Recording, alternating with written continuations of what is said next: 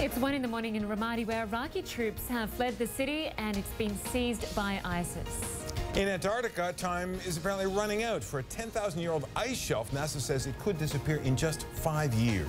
And it's 10 in the morning in New Zealand, where Prince Harry says bring back national service. He told a Sunday Times reporter he'd dread to think where he'd be without it. Hello, I'm Linda Kincaid. And I'm Jonathan Mann, reporting for duty. This is CNN Today.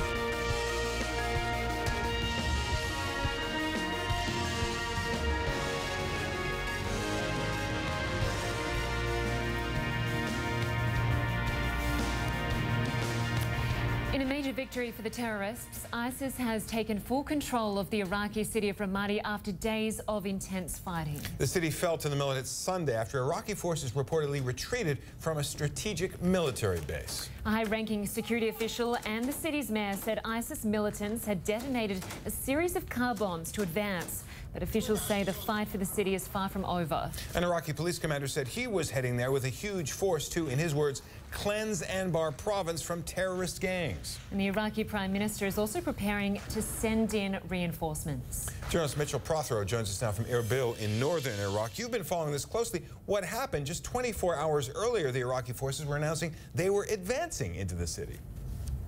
Well, we've had some difficulty, with statements coming out of the Iraq Defense Ministry on successes over the last year since the fall of Mosul. And one thing that we found yesterday was that they tried to claim victory after Islamic State fighters withdrew from some of the provincial government buildings. But what everybody in Ramadi was telling me was basically they were trying to avoid airstrikes and were preparing to take the rest of the city and didn't really need those buildings. So it sort of turned into a false moment of hope there for the Iraqi government that this would turn out well. Ramadi, of course, is a very strategic key city connecting central Syria and central Iraq. And we've already seen tens of thousands of people flee Ramadi, and many of them heading towards Baghdad. How will Baghdad cope with the influx of people? Well, if they get there, keep in mind Fallujah is for the most part held by the Islamic State and sits directly between Baghdad and Ramadi. So it's not at all clear that the retreating troops or even people who are internally displaced are going to be able to get to Baghdad. Even if they do, they could run into some trouble because the Shia-led government of Baghdad does not particularly trust or like a lot of the Sunni tribesmen that are going to be coming out of that area. They consider them inherently sympathetic to the Islamic State. And so this could turn into a refugee situation where the government doesn't want to allow them into the capital for fear that infiltrators from the Islamic State will be among them. So it's really going to be something we'll have to see as it goes. Mitchell, reinforcements are on their way. Shiite militiamen, regular forces, more airstrikes. Can Ramadi stay in ISIS's hands, or do you think the government's going to get it back? It's going to be very difficult for them to take this back. Right now, I'm not convinced that there are many, what we'd say, combat-effective Iraqi army units available in that area at all. They lost 3 regiments in the last 2 days that were some of their most elite troops that, in the words of one friend of mine who's Iraqi, had been holding the country together.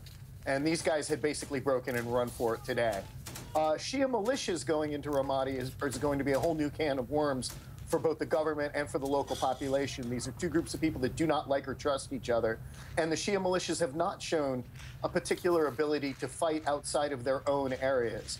They've done very well defending Shia areas from the Islamic State, but they've never been very successful at retaking Sunni areas from the militant group.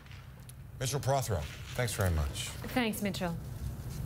In Delhi, we spoke to CNN intelligence and security analyst Robert Baer about the impact of the fall of Ramadi on the fight against ISIS. I'm taking this as a huge setback. It's the capital of Al-Anbar province, which is a Sunni province. The size of the city doesn't so much matter as strategic position. It controls the road to Jordan. The government barely put up a fight there. It had they knew this attack was coming. They failed to send in reinforcements. The Shia militias were kept out at the request of the United States. It's clear now that the Iraqi army can't fight on its own. And right now, ISIS is moving on Fallujah, and that's to be seen whether they can take it. Now, the big picture here is incredibly troubling, but let me ask you about putting a human face on this. ISIS is infamously cruel. to the people that it takes control of. Hundreds of thousands of people now find themselves in ISIS's hands. What are they going to endure? John, well, anybody who supported the government will probably be executed within the next 24 hours. Their families will be driven out. It will be a bloodbath over the next couple days. All the soldiers that were captured will be executed, and there's quite a number of them in many districts, not just the military command center. This group is at once a military force, well organized, run by Ba'athi officers, former Ba'athi officers. They know what they're doing militarily, and it's also a terror group where they killed large numbers of people to cause, ethnic cleansing, if you like. The US says it's rushing in weapons to Iraq, and according to state TV there, the Iraqi Prime Minister is asking for paramilitary troops and Sunni tribesmen to go into battle. Is it too late for Ramadi? I can't imagine that the government's going to take it back quickly. The alternative is to send in the Hashd Shabi, which is the Shia militias, to try to take it back. But that would be a different bloodbath on its own, because it'd be Sunni against Shia. Who knows what that would provoke? I think Ramadi's probably lost for a long time, and other parts of Al-Anbar province as well. What's clear to me is ISIS is enduring and will continue to endure. There will be no offensive on Mosul this summer or even this fall. We're going to have to find a different way to deal with it. Bombing them from the air is not going to work. We haven't been in touch with the real people in Al-Anbar province. The government's been using Sunni tribes that have been loyal to the government for years, but they have no standing in Al-Anbar. I keep coming back to the question, is it time to divide up Iraq, or come to a political settlement to take Sunni support, withdraw it from the Islamic State? But it's enormously complicated, and what we're going to see now is a continuing war for a very long time. I want to ask you about this because the Western strategy was that Iraq would remain whole and that it would be defended with the help of the West by airstrikes, by supplying and training the Iraqi army. When you look at a place like the fall of Ramadi, what is it evidence of? I mean, is it evidence that the Western strategy has failed? I think we've utterly failed. I mean, we failed going back to 2003. Masoud Barzani, the head of the Kurds, was in Washington 10 days ago. And he told the White House, as I understand, that unless he gets money for oil, he's going to break the Kurdish part of the country off. The Sunnis are clearly drawing lines.